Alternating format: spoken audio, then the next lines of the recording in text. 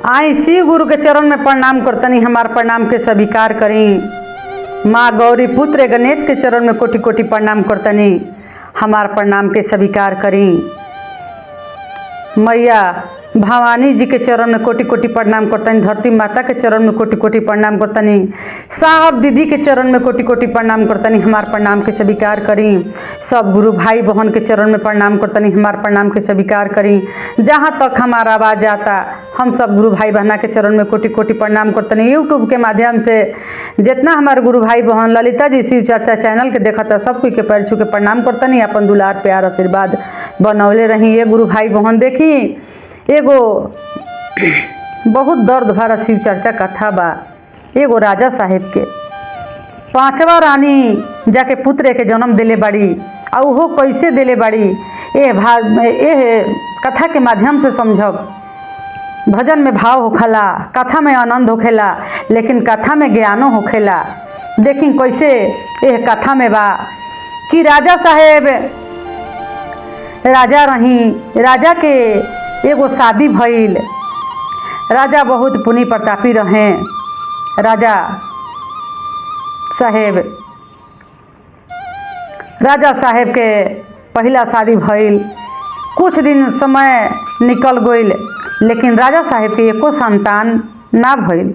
फिर राजा साहेब के दूसरा शादी भइल, ओहू से संतान ना भइल।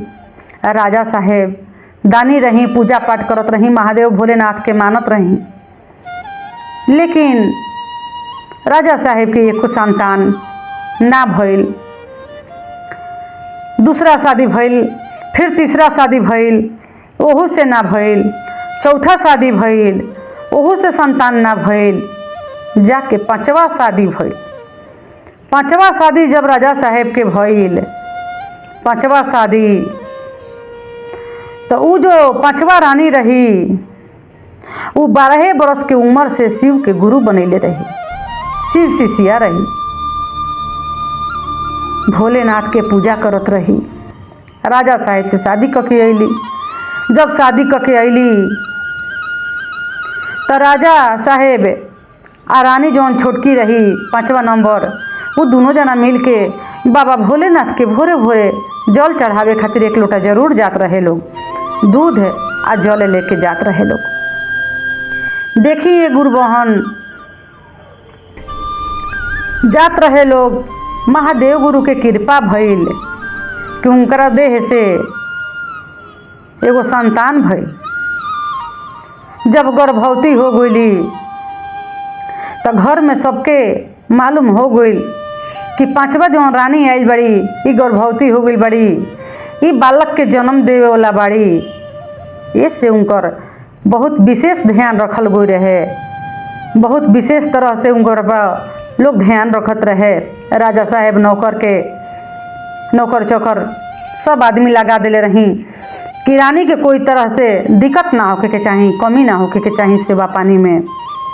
जौन इनकरा खाए के बा, का खइहे का पीहन, उनकरा सामने लेके जाए के बा।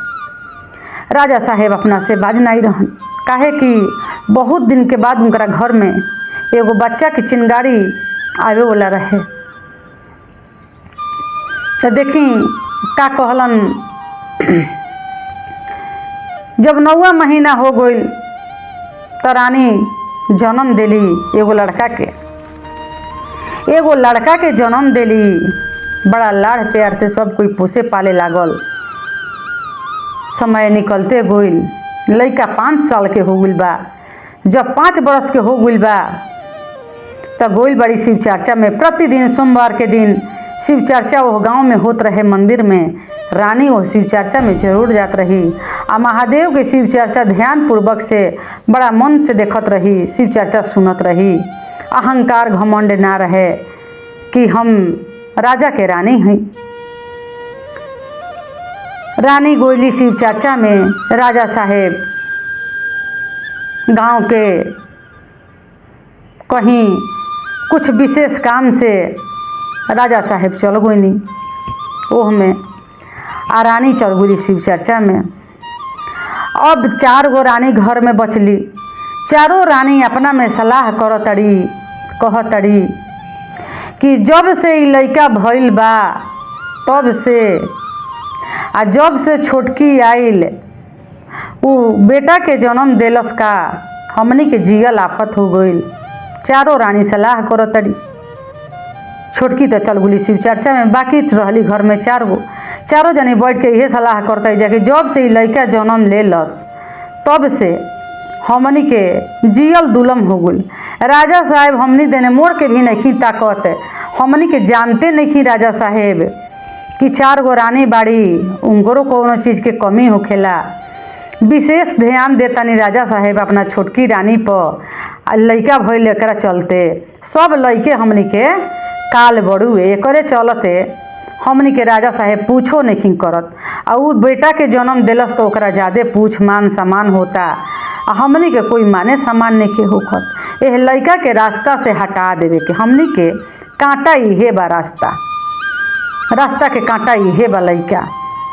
देखी हे भोलेनाथ, बुद्धि जब भर नष्ट होके के रहेला तो कौनो विधि हो सकेला। का कैली उ तो शिव चर्चा में भगवान के ध्यान में रही, महादेव के ध्यान में रही। कहली कि जा द बबुआ रोई तो चारों जे उनकर बड़की माँ बाड़ी उ सब जने खियाई पियाई हैं। ओहू लोग के तो बेटे ह दुलार प्यार से सब कोई रखेला, लेकिन ई न जानत रही कि मन में कपट का चलता बेटा के प्रति, हमरा प्रति। रानी विश्वास क के शिव चर्चा बड़ा ध्यान से बड़ा स्नेह लगा के महादेव में सुनत रही। ये गुरु बहाना लइका खेलते खेलते घर के अंदर गोइल बा। ए बड़ी मम्मी भूख लागल बा, हमरा के खाए के द। ध ले लीजिए चारों रानी, आब खा ले बाबू, खा ले। एने जहर मिला के धैले रही जा दूध में। देखी खाना खिएली जा, वही खाना में दूध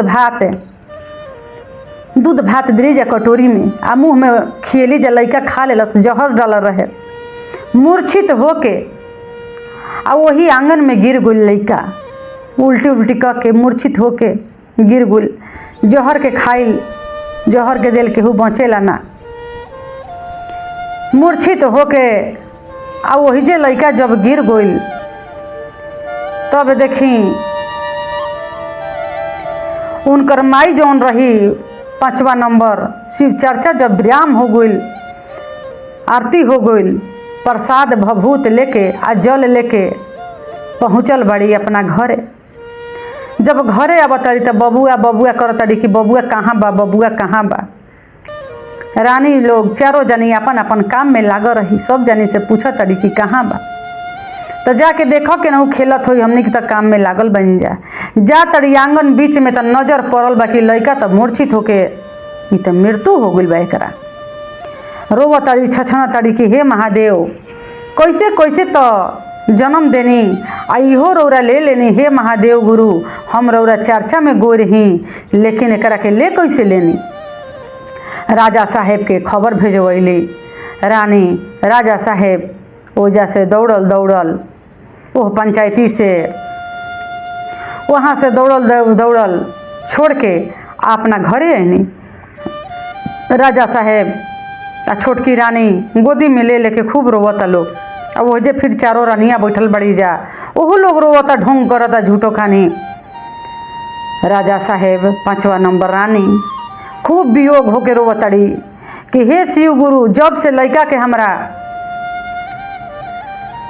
एकरा के जीवन दान ना देहब तब तक हम अपना घर में पूजा पाठ आरती भजन कुछ ना करब, ना शिव चर्चा में जाए, ना खाइब ना पियब, हमहू जान त्याग देहब। मतारी बैठ के रोवतड़ी। राजा साहेब बहुत रोवतड़ी, लोग बहुत रोवतड़ी।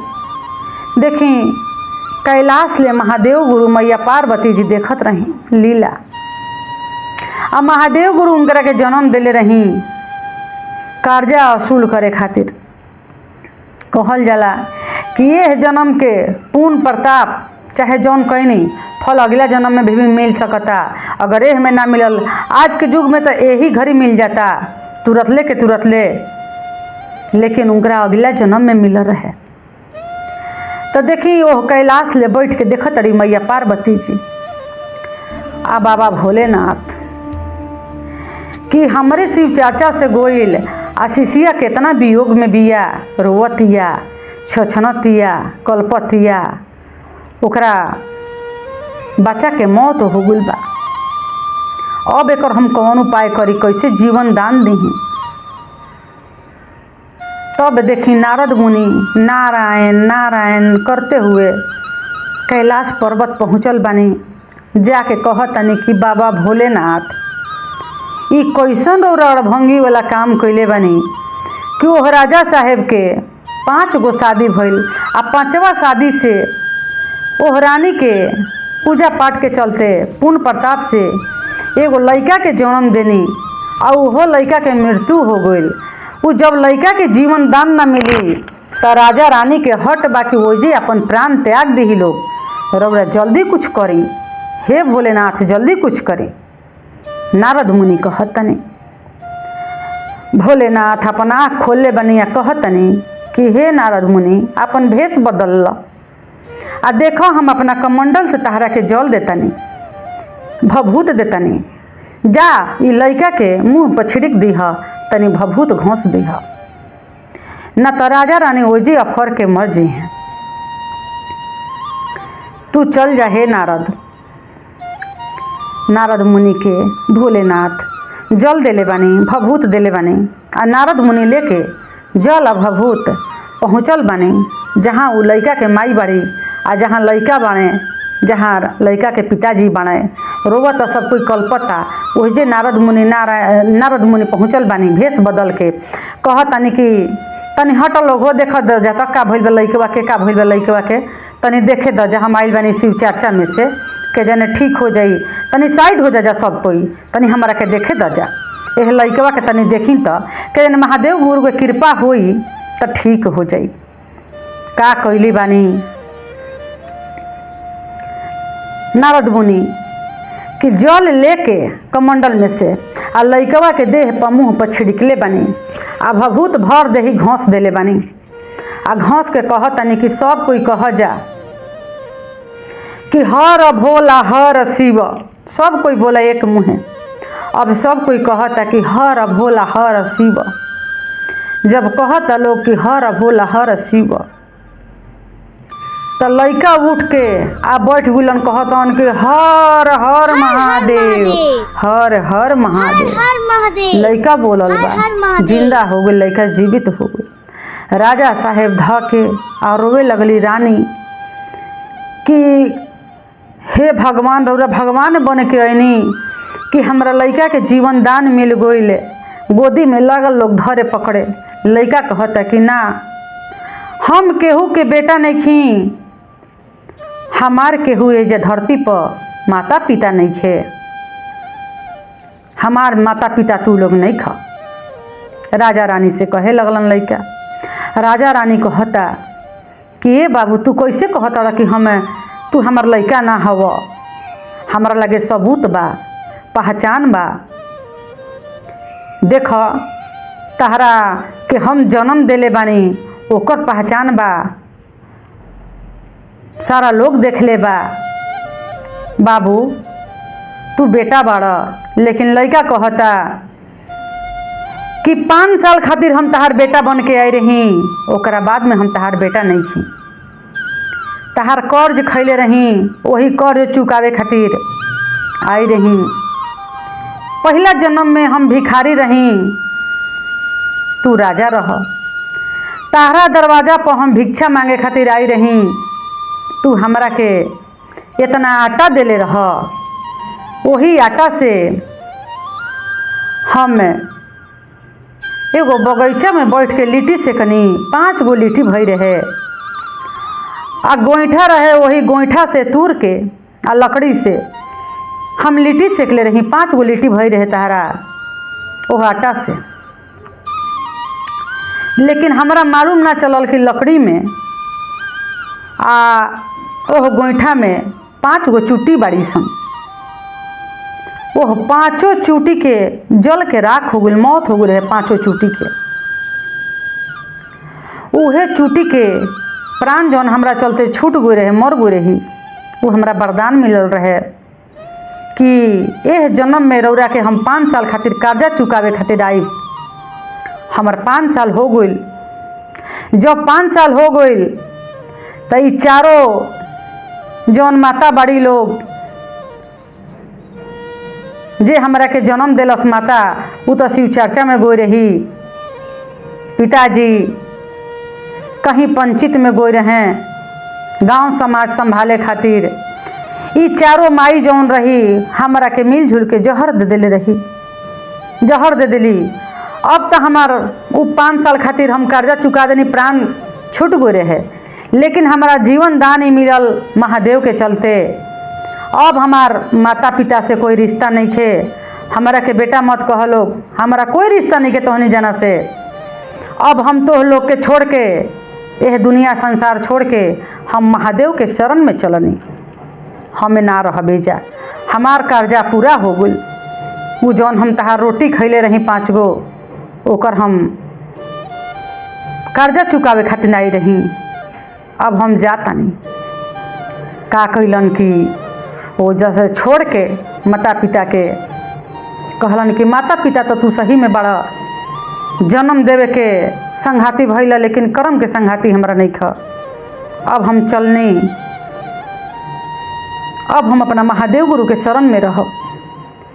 देखी लड़का हर हर महादेव करते हुए ओह नारद मुनि के साथे लाग गुलन।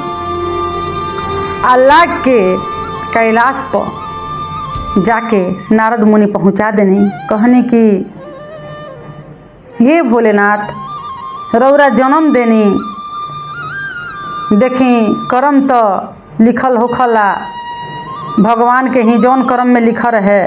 लड़का छोड़ के अपन माई बाबू दुनिया संसार अब रौरे चरण में चल आइल बा। जौना विधि रखी महादेव गुरु अपना चरण में, अपना शरण में रख लेनी।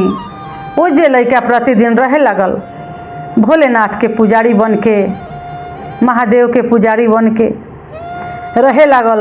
राजा रानी किसी तरह अपन हिम्मत बांध के रहल लोग कि विधि के विधान इहे होखेला। ए गुरु बहना तो जेकरा से गलती होखेला चाहे सही होखेला, ओह जन्म में जरूर मिलेला। पहले ओह जन्म में मिलत रहे, लेकिन अब यही जन्म में मिलता ओकर साजा। जे गलती करता, जे अच्छा करता, ओकरो साथे अच्छा ही मिलता। यही युग में मिलता, यही जन्म में मिलता। अतने कह के अपना कथा के समाप्त करतनी, अपना चर्चा के विराम देतनी। हे महादेव गुरु के चरण में प्रणाम करतनी, माँ भगवती के चरण में प्रणाम करतनी। हमार प्रणाम के स्वीकार करें। हर हर हर महादेव।